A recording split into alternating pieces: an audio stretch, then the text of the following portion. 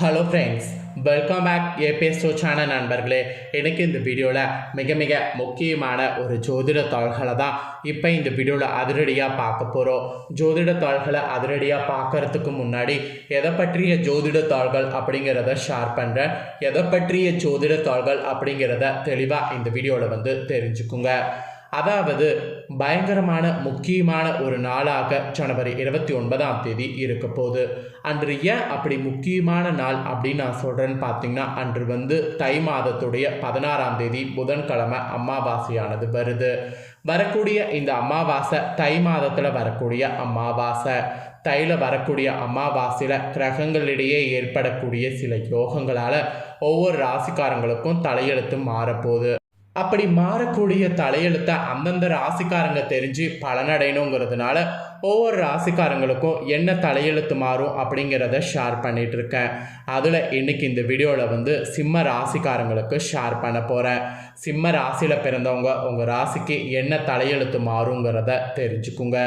சுழற்றி அடிக்கிற மாதிரி இந்த தை அமாவாசை பூத அமாவாசையாக உங்களுக்கு சூறாவளி வெற்றியை கொடுக்குமா, இல்லை பேரதிர்ச்சி இருக்கா அப்படிங்கிறத எல்லாமே இந்த வீடியோவில் நான் சொல்கிறத தெளிவாக தெரிஞ்சுக்குங்க.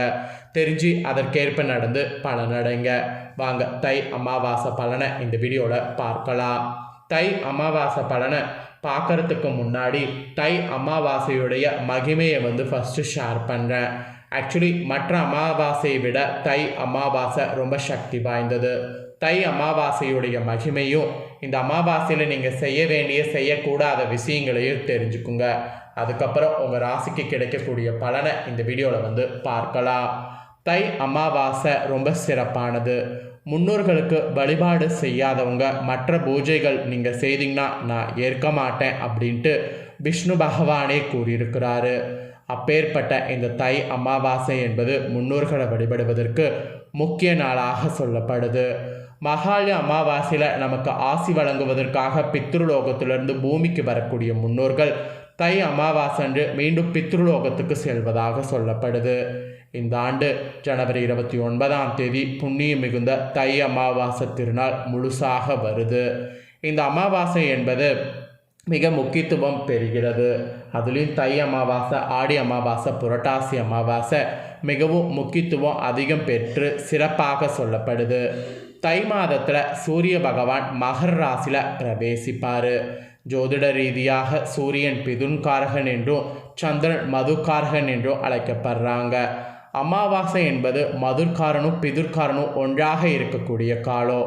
பிதுர்காரனாக இருக்கக்கூடிய சூரியன் மகர ராசியில் பிரவேசிக்கக்கூடிய மாதமான தை மாதத்தில் வரக்கூடிய அமாவாசை இதனால் மிகுந்த முக்கியத்துவமானது பெறுகிறது. மேலும் ஆடி மாதம் வரக்கூடிய அமாவாசை என்று மூதையர்களை வரவேற்கக்கூடிய நாம தை அமாவாசையில் அவர்களுக்கு விடை கொடுத்து அனுப்பி வைக்கிறது ரொம்ப நல்லது. அது மட்டும் இல்லாமல் சனிக்கிழமையில் வரக்கூடிய அமாவாசை தினம் மிகவும் சிறப்பு வாய்ந்ததாக சொல்லப்படும்.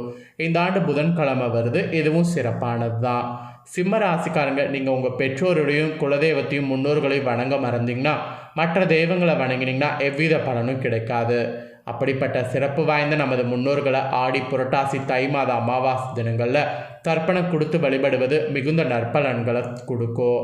மேலும் அமாவாசை தினத்தில் எறும்பு, பசு, காகம், நாய், பூனை மற்றும் அந்தணர்களுக்கு உணவளித்து உபசரித்து அவர்களுடைய பசியை போக்கணும்.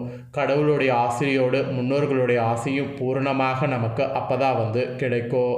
தை அமாவாசை தினத்தில் நீர்நிலைகளான கடல், ஆறு, குளம், ஏரி உள்ளிட்ட இடங்களில் முன்னோர்களுக்கு பிடித்த உணவுகளை படைத்து திதி தர்ப்பணம் கொடுத்து ஏழை எளியவர்களுக்கு அன்னதானம் கொடுக்கறது மிகுந்த நன்மை பயக்கும்.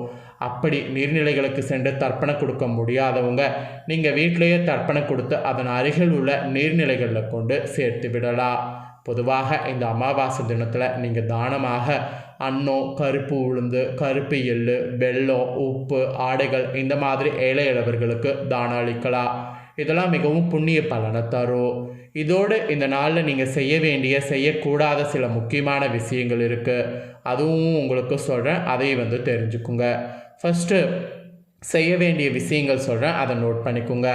இந்த தை அமாவாசை தினத்தில் முன்னோர்களை நினைத்து தர்ப்பணம் கொடுக்க வேண்டும். அதன் பின் வீட்டிற்கு முன்னோர்களுடைய படத்தை வடக்கு அல்லது கிழக்கு திசையில் வைத்து அதற்கு சந்தன குங்குமம் இட்டு துளசி மாலை சூட்ட வேண்டும். படத்திற்கு முன்பாக முன்னோர்கள் பயன்படுத்திய பொருட்கள், அவர்களுக்கு பிடித்த உணவுகளை படுத்து குத்துவிளக்கேற்றி வைக்க வேண்டும். அது மட்டும் இல்லாமல் தை அமாவாசைக்கு முன்தினம் கோதுமை தவிடு, அகத்திக்கீரை ஆகியவற்றை ஊற வைத்து அதை அமாவாசை அன்னைக்கு பசுவிற்கு தானமாக கொடுக்கணும். இதெல்லாம் நீங்கள் செய்ய வேண்டிய விஷயங்களாக சொல்லப்பட்டிருக்கு. அப்புறம் செய்யக்கூடாத விஷயங்கள் என்னங்கிறத சொல்கிறேன், தெரிஞ்சுக்குங்க. முன்னோர்களுக்கு தர்ப்பணம் அளித்து வீட்டில் வழிபாடு செய்து முடிக்கிற வரையும் வீட்டில் தெய்வ சம்பந்தமான பூஜைகள் ஒத்தி வைக்கிறது நல்லது. தர்ப்பணம் செய்து முடித்த பின்னர் தினசரி செய்ய வேண்டிய பூஜைகள் செய்யணும். அமாவாசை தினத்தில் இன்றைய நாள் மாமிசம் மறந்தும் சாப்பிடக்கூடாது. தர்ப்பணம் செய்யும்போது கருப்பு எல்லை மற்றவர்களிடம் இருந்து கடனாக உங்கள் கைகளால் வாங்கக்கூடாது. நீரில் இருந்து கொண்டு கரையில் தர்ப்பணம் செய்யக்கூடாது. அதே போல் கரையில் இருந்து கொண்டு நீர்லையும் சிம்ம ராசிக்காரங்க தர்ப்பணம் செய்யக்கூடாது. சிம்ம ராசிக்காரங்க நீங்கள் கிழக்கு திசையை பார்த்தபடி அமர்ந்து தான் தர்ப்பணம் செய்யணும். மெயினாக சிம்ம ராசிக்காரங்க இந்த தினம் வீட்டு வாசலில் கோலமிடக்கூடாது. இதெல்லாம் செய்யக்கூடாத விஷயங்கள் என்று உங்களுக்கு சொல்லப்பட்டிருக்கு. இவ்வளோ நேரம் செய்ய வேண்டிய விஷயங்களும் செய்யக்கூடாத விஷயங்களும் பார்த்துட்ருப்பீங்க. இதற்கேற்ப நடந்துக்குங்க. இப்போ தான் உங்களுக்கு என்ன பலன் கிடைக்கும் இந்த அமாவாசையிலேருந்து சொல்ல போகிறேன். என்ன பலன் கிடைக்குங்கிறத தெரிஞ்சுக்குங்க. எவரையுமே எளிதில் வசமாக்கி கொள்ளக்கூடிய ஆற்றல் பெற்றவங்க தான் சிம்ம ராசிக்காரன் நேயர்கள்.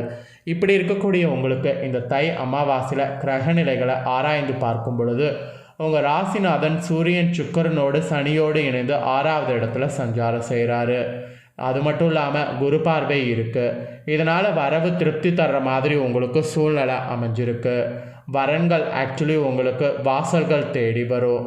அதெல்லாம் நல்லா ஏற்றுக்குங்க. இதுவரை ஸ்தம்பித்து நின்ற தொழில்கள்லாம் இனி உங்களுக்கு வெற்றி நடையானது போடும். அது மட்டும் இல்லாமல் யோகக்காரகன் செவ்வாய் பலம் பெற்றிருக்கிறதுனால தைரியமும் தன்னம்பிக்கையும் கூடும். எல்லாத்த விட புதிய ஒப்பந்தங்கள் சேரும். அந்த ஒப்பந்தங்கள் எல்லாமே உங்களுக்கு சந்தோஷத்தை கொடுக்கும். அதெல்லாம் எடுத்துக்கோங்க. அப்புறம் உங்கள் ராசிநாதன் சூரியன் 3, 10 ஆகிய இடங்களுக்கு அதிபதியான சுக்கிரனோடு சனியோடு இணைந்து மகரத்தில் சஞ்சாரம் செய்யும்போது அமாவாசை இருக்குது. மீனத்தில் குருவும், தனுசுல புதனும், ரிஷபத்தில் செவ்வாயும் இருக்கிறாங்க. சகாயஸ்தானத்தில் இருக்கக்கூடிய கேது சந்திரனோடு இணைகிறாங்க. பாகிஸ்தானத்தில் ராகு இருக்கிறாங்க. இதன் காரணமாக நீங்கள் இடம், பூமி விற்பனையில் ஈடுபடலாம். இப்போ நீங்கள் ஈடுபட்டிங்கன்னா இந்த அமாவாசையிலேருந்து உங்களுக்கு இது சார்ந்து லாபமானது ஏற்படும். அப்புறம் சுப செலவுகள் நீங்கள் செய்வது அதிகரிக்கும். அது நீங்கள் கண்டிப்பாக செய்ய உங்களுக்குள்ள ஒரு கான்ஃபிடென்ட் ஆனது உருவாகும்.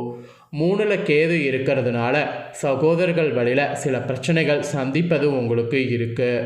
அதில் கொஞ்சம் கவனமாக இருங்க. பாக பிரிவினைகள் இழுப்பறையின் நிலையில் இருக்கும். வாங்கிய சொத்துக்களில் ஒரு பகுதியை விற்றுவிட்டு அதில் வரக்கூடிய மூலதானத்தை கொண்டு தொழிலை விரிவுபடுத்த முயற்சியில் இன்ட்ரெஸ்ட் காட்டுங்க. ஆக்சுவலி வெளியில் கொடுத்த கடன்கள் படிப்படியாக வசூலாகும்.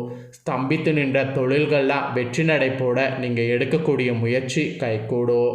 பொருளாதார வளர்ச்சிக்கு அடித்தளம் அமையும். ஸோ அந்த மாதிரியான நேரமாக இந்த டைம் இருக்க போகுது. அப்புறம் உங்களோட ராசிக்கு அதிபதியான சூரியன் 6வது இடத்துல எதிரிகள் ஸ்தானத்தில் சனியோடு இணைந்து சஞ்சாரம் செய்கிறாரு. பகை கிரகங்களுடைய சேர்க்கை அவ்வளவா நல்லதல்ல. இருந்தாலும் சகாயஸ்தானபதி சுக்கிரனும் சனியோடு இணைந்து இருக்கிறதுனால பெரிய அளவில் உங்கள் ராசிக்கு பாதிப்பு இருக்காது. ஆக்சுவலி சில தடைகளும் தடுமாற்றங்களும் வந்தாலும் அதை சமாளித்து விடுவீங்க. ஒரு சிலருக்கெல்லாம் பொறுப்புகள் மாறலாம். அப்புறம் எதிர்பார்த்த பொறுப்புகள் கிடைப்பது அரிது. பணிபுரியக்கூடிய இடத்துல வேலை பளு கூடும். உங்கள் திறமையை கண்டு மேல் அதிகாரிகள் வியப்பாங்க. எந்த இடையூறு வந்தாலும் அதை பொருட்படுத்தாமல் கண்ணும் கருத்துமாக இருப்பது கண்டு கண்டிப்பாக பாராட்டு உங்களுக்கு கிடைக்கும். அப்புறம் இடமாற்றம், அதுக்கப்புறம் எதிர்பார்த்தபடி உங்களுக்கு எல்லாமே இருக்கும். உயர்மட்ட அதிகாரிகளுடைய பழக்கத்தால் உங்களுக்கு கெட்ட சலுகைகள் பார்த்தீங்கன்னு வச்சுக்கோங்களேன் பெறுவீங்க. உயர்மட்ட அதிகாரிகளுடைய பழக்கத்தால் உங்களுக்கு வேலையில் கேட்ட சலுகைகள் பெறுவீங்க. இந்த மாதிரி அதிர்ஷ்டகரமான பலன்கள்லாம் உங்களுக்கு கிடைக்கும். இந்த அமாவாசையிலிருந்து சிம்ம ராசியில் பிறந்தவங்களுக்கு கிரகங்களால் இந்த மாதிரியான பலன் கிடைக்கும் என்று உங்களுக்கான பலன் குறிப்பிடப்பட்டிருக்கு. குறிப்பிடப்பட்டதை தெளிவாக இந்த வீடியோவில் ஷேர் பண்ணிட்டேன். ஷேர் பண்ணதை தெரிஞ்சிருப்பீங்க. ஸோ தெரிஞ்சதுக்கேற்ப நடந்து பலன் பெறுங்க. நீங்கள் வீடியோ பார்த்தது போல் உங்கள் ஃப்ரெண்ட்ஸ் ஃபேமிலியில் இருக்கிறவங்களும் வீடியோ பார்த்து பலன் அடையணும்னு நினச்சிங்கன்னா வீடியோ லைக் பண்ணி ஷேர் பண்ணுங்கள். உங்கள் ஃப்ரெண்ட்ஸ் ஃபேமிலியில் இருக்கிறவங்களும் வீடியோ பார்க்கட்டும். அவங்களும் அவங்களோட ராசி சிம்ம ராசியாக இருந்ததுன்னா இந்த தாள்களை தெரிஞ்சு இதற்கேற்ப நடந்து பலன் அடையட்டும். நெக்ஸ்ட்டு இதே போல் நம்ம சேனலில் நிறைய வீடியோ போடப்படும். அது எல்லாத்தையுமே தெரிந்து கொள்ள மறக்காமல் நம்ம சேனலை சப்ஸ்கிரைப் பண்ணுங்கள். கூட பெல் பண்ண ப்ரெஸ் பண்ணுங்கள். கண்டிப்பாக அதை பண்ணிட்டீங்கன்னா நான் போகிற மற்ற அப்டேட்டான வீடியோலாம் உடனுக்குடனே தெரிந்து கொள்ளலாம். மறக்காமல் பண்ணுங்கள். வேறொரு வீடியோவில் வந்து சந்திக்கிறேன். தேங்க்யூ.